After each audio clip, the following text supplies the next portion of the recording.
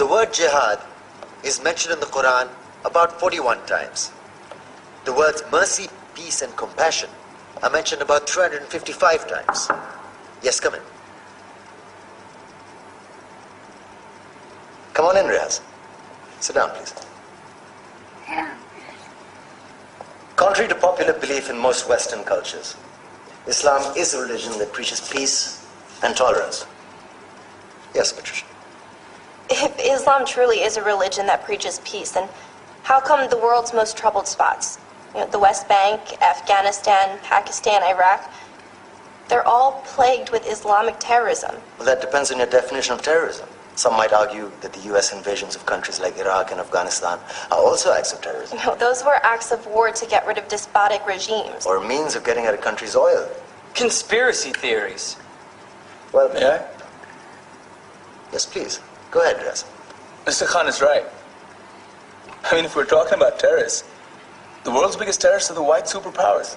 Come on now. No, really, stop and think about it. Explain 9/11. Okay.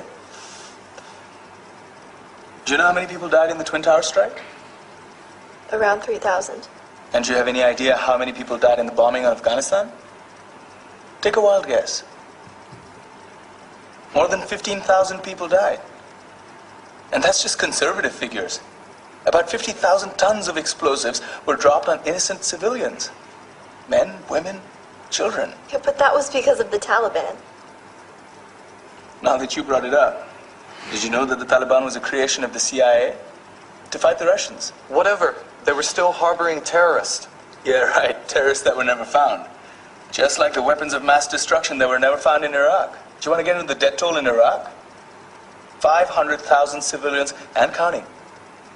And what do Britain and America say when they don't find these weapons? It's simple. They just say sorry.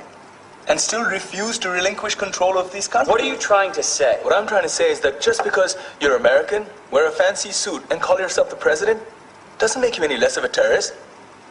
I'm saying that if you don't stop meddling in other people's countries, you will face a backlash. If Muslims like you feel that way, then why don't you get out of our country?